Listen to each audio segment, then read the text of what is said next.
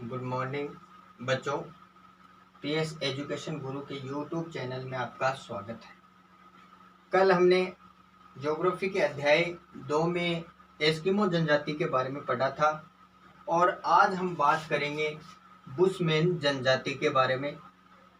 Bushman जनजाति की बात करें तो बुशमैन जनजाति है वो अफ्रीका के कालाहारी मरुस्थल में पिछले 20,000 वर्षों से लगभग 10,000 की संख्या में निवास कर रही है। यानी इनकी जो जनसंख्या है वो लगभग 10,000 है और अफ्रीका के कालाहारी मरुस्थल में ये निवास करती है। इनकी अगर बात करें तो इनकी जो शारीरिक बनावट है वो निग्रिटो प्रजाति से मिलती जुलती है और इनका कद होता है वो छोटा होता है। इनके जबड़े वो होठ मोटे होते हैं, इनकी आंखें चौड़ी होती हैं और नितंब भारी होते हैं। ये बुशमैन जनजाति की थोड़ी सी शारीरिक विशेषता थी। अब हम इनके निवास क्षेत्रों की बात करते हैं। बुशमैन जनजाति है वो कौन कौन से क्षेत्रों में निवास करती है। बुशमैन जनजाति की बात की जाए तो इनका निवास क्षेत्र है वो अफ्रीका के कालाहारी मरुस्थल में लगभग 18 डिग्री दक्षिणी अक्षांश से 24 डिग्री दक्षिणी अक्षांश के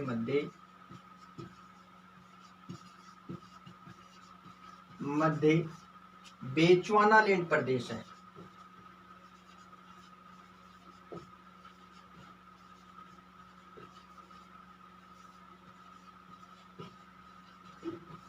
यानी यहाँ पे ये निवास करती है 18 डिग्री दक्षिणी अक्षांश से 24 डिग्री दक्षिणी अक्षांशों के मध्य बेचुआनालैंड प्रदेश है, वहाँ पे ये जनजाति निवास करती है। और यहाँ पे जहाँ पे ये निवास करती है वहाँ पर जो प्राणी जात हैं वो पर्याप्त मात्रा में प्रचुर मात्रा में रहते हैं, जिसके माध्यम से यानी इनका शिकार करके ये अपना जीवन यापन करते हैं। तो यहाँ पर जहाँ ये निवास करते हैं वहाँ का धरातल है वो उबड़ खाबड़ पाया जाता है और वर्षा की अगर बात करें तो वर्षा है वो 25 सेंटीमीटर से भी कम होती है। अगर ये बात की जाए कि ग्रीष्म अवधि है वो लंबी होती है, शीत अवधि छोटी होती है, तापमान है वो वर्ष भर अधिक रहता है और रातें हैं वो दिन की अपेक्षा ठंडी होती हैं। कहाँ की? जहाँ पे ये बुशमैन जनजाति निवास करती है। यहाँ पर घास व कंटीली झाड़ियाँ पाई जाती हैं। यहाँ पे एक तरबूज जैसा फल पाया जाता है जिसे स्थानीय भाषा में त्यामा कहा जाता है। ये सबका प्रिय भोजन होता है यहाँ इनके निवास क्षेत्र में। और यहाँ पर एक प्रसिद्ध राष्ट्रीय उद्यान है, इस कालाहारी मरुस्थल में प्रसिद्ध राष्ट्रीय उद्यान है जिसका नाम है एटोसा। कहाँ पे है? कालाहारी मरुस्थल में है प्रसिद्ध राष्ट्रीय उद्यान जिसका नाम क्या है? एटोसा है। अब निवास क्षेत्र के बाद हम आगे बढ़ते हैं और बात करते हैं इनके आर्थिक क्रियाकलाप की। इनके आर्थिक क्रियाकलाप,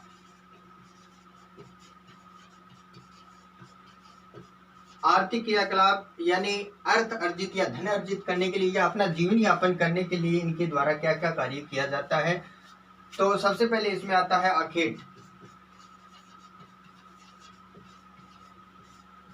बुशमैन जनजाति के लोग होते हैं वो प्रसिद्ध आखेटक होते हैं और तीर व भालों की सहायता से ये क्या करते हैं? आखेट करते हैं यानी शिकारे करते हैं। ये अपने शिकार को फंदों में फंसाकर, जाल में फंसाकर और कीचड़ में फंसाकर और गड्ढों में गिराकर पकड़ते हैं अपने शिकार को। और परिवार का जो पालन पोषण करने की परिवार की स्वयं की ही जिम्मेदारी होती है, यानी खुद को ही अपना पालन पोषण करना पड़ता है। यानी शिकार है वो खुद ही करते हैं, दूसरे पर निर्भर नहीं रहते हैं। आखेट के बाद इनके आर्थिक क्रियाकलाप में जो दूसरा पॉइंट आता है वो आता है भोजन। भोजन की बात की जाए तो बुशमैन है वो सर्वभक्षी होते हैं।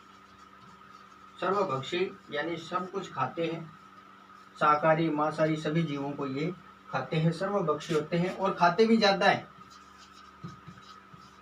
यानी खाते भी ज्यादा है। ये कहा जाता है कि एक बुशमैन लगभग आधी भेड़ को एक साथ में खा जाता है, इतना ज्यादा ये खाते हैं। और वहाँ पे पाए जाने वाले जो जानवर हैं, पेड़ पौधे हैं, उन कंदमूल हैं, उनका ये सेवन करते हैं। इसके अलावा वहाँ पर जो दीमक,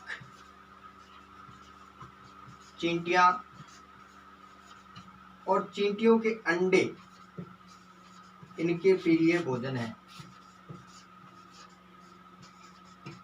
इनके क्या है? प्रिय भोजन है। दीमक, चींटियां व चींटियों के अंडे इनके प्रिय भोजन है। और ये भी नहीं देखते कि ये भोजन ताज़ा है या बासी है, और आगे संग्रहण करके भी यानी इकट्ठा करके भी नहीं रखते हैं, क्योंकि यहाँ का जो तापमान है वो अत्यधिक होता है। इसलिए ये भोजन को संग्रहित नहीं करते, क्योंकि अगर संग्रहित कर भी लेते हैं तो भोजन क्या हो जाता है? खराब हो जाता है। तो ये इनका था भोजन। अब इनकी बात करते हैं इनके वस्त्रों की। बुशमैन जनजाति में वस्त्र बहुत ही कम पहनते हैं ये लोग। इसमें जो पुरुष है वो एक तिकोनी लंगोट पहनते हैं। तिकोनी लंगोट यानी जो वृद्ध व्यक्ति होते हैं हमारे कल्चर में, हमारे क्षेत्र में जो धोती पहनते हैं वृद्ध व्यक्ति, बूढ़े व्यक्ति, वैसी होती है इनकी ये लंगोट, यानी तिकोनी लंगोट होती है, ये पुरुष पहनते हैं। और महिलाओं की अगर बात की जाए तो महिलाएं हैं वो एक आगे से ढका हुआ, पीछे से ढका हुआ एक वस्त्र पहनती है जो एप्रन जैसा होता है। और यहाँ इनका प्रमुख जो वस्त्र होता है वो होता है चोगा। इनका जो प्रमुख वस्त्र होता है महिलाओं का वो होता है चोगा, जिसे वहां पर स्थानीय भाषा में क्रोश कहा जाता है। क्या कहते हैं? क्रोश कहते हैं। किसको कहते हैं? ये जो चोगा होता है जो महिलाएं पहनती हैं, यानी घुटनों तक एक चोले जैसी आकृति का होता है, और इसे कहते हैं स्थानीय भाषा में क्रोश। अब ये जो चोगा होता है ये जब पहन के जाती हैं दूसरे क्षेत्रों में संग्रहण करने के लिए, लकड़ियां एकत्रित करने के लिए, कंदमूल एकत्रित करने के लिए, तो इसी चोगे में वो लपेट लेती हैं और अपने बच्चों को भी इसी में ही वो पीछे की तरफ बांध लेती हैं। आपने देखा भी होगा हमारे आसपास के क्षेत्रों में बहुत सारी महिलाएं हैं जो सड़कों पर कार्य करते हुए आपको देखने को मिल सकती हैं। पीछे की तरफ अपने बच्चे को लाद लेती हैं, एक वस्त्र होता है उसमें, उसी प्रकार ये महिलाएं भी क्या करती हैं, उस वस्त्र पर अपने बच्चों को पीछे की तरफ लाद लेती हैं और उसी में वो क्या करती हैं, वहां से संग्रहित की गई वस्तुएं हैं उनको एकत्रित करती हैं। अब बात करते हैं इनके निवास गृह की।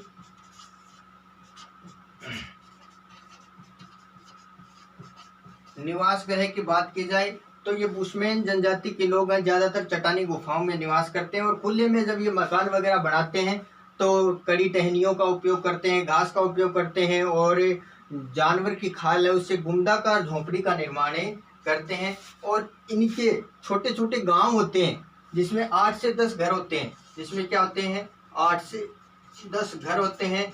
और इन घरों यानी 8 से 10 घरों के गांव को क्या कहा जाता है? वेरफ कहा जाता है। क्या कहा जाता है अभी?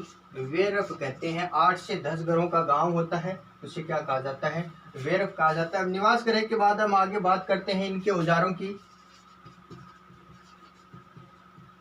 औजार की बात करें तो तीर कमान है, भाला है, धनुष है, अग्निदंड है, बर्छी है। इनका उपयोग ये क्या करते हैं? शिकार के लिए करते हैं। और यहाँ पे जो शुतुरमुर्ग और जिराफ पाए जाते हैं उनकी टांगों की जो हड्डियां होती हैं उन हड्डियों को आगे से घिसकर ये क्या करते हैं, वो जो इनका तीर होता है आगे के तीर के आगे के हिस्से पर ये क्या करते हैं? लगाते हैं, ताकि जिस शिकार पे वो जा रहे हैं, जिसका शिकार करना है उसको आसानी से मारा जा सके। तो यानी इनके ये औजार हैं। और ये बर्तन हैं, इनमें बर्तन बहुत ही कम होते हैं क्योंकि ज़्यादा सामान ये नहीं रखते हैं। बर्तन होते हैं वो लकड़ी के बने होते हैं, और थैली बनी होती है वो हिरण की खाल की बनी होती है। और शुतुरमुर्ग का जो अंडा होता है उसका उपयोग ये जल रखने के लिए और आभूषण बनाने के लिए इसका उपयोग करते हैं। तो ये थे इनके औजार। अब इनकी बात करते हैं इनके समाज व संस्कृति। कैसा है इनका समाज, कैसी है इनकी संस्कृति?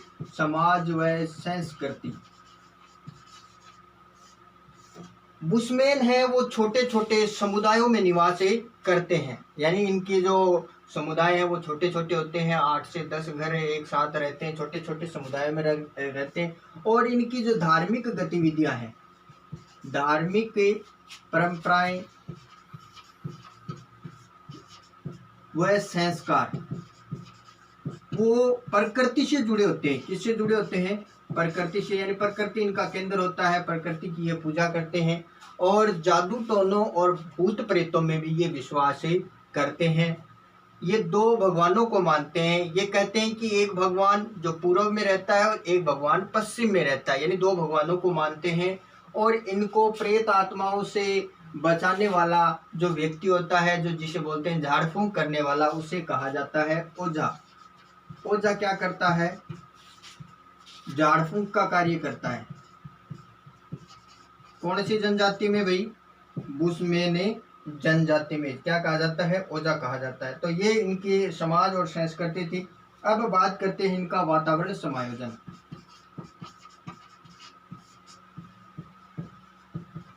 वातावरण के साथ समायोजन। तो वातावरण के साथ समायोजन की अगर बात की जाए तो इनमें शक्तिशाली चेतना पाई जाती है वातावरण के साथ समायोजन करने की। और इनके बच्चे भी कम होते हैं, बच्चे कम होते हैं। और सामान है वो भी क्या होता है? कम होता है, ताकि निर्बाध रूप से ये एक स्थान से दूसरे स्थान पर आसानी से घूम सकें।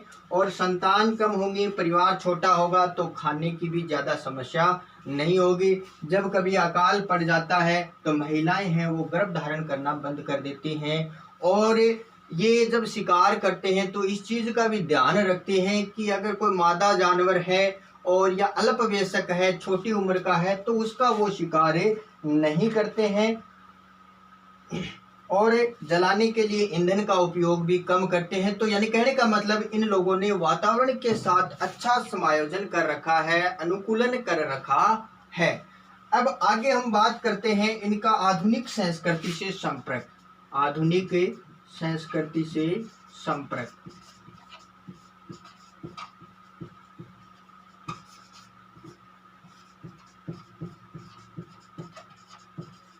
आधुनिक संस्कृति से संपर्क की बात की जाए तो पहले तो इनका आधुनिक संस्कृति से, आधुनिक समाज से बहुत ही कम संपर्क था। लेकिन अब धीरे धीरे इनका संपर्क है वो आधुनिक समाज से बढ़ता जा रहा है, जिसके कारण अब ये लोग आखेट के साथ साथ जो जल स्रोत हैं उन जल स्रोतों के निकट आदिम निर्वाह कृषि भी करने लगे हैं। आदिम निर्वाह कृषि भी करने लगे हैं।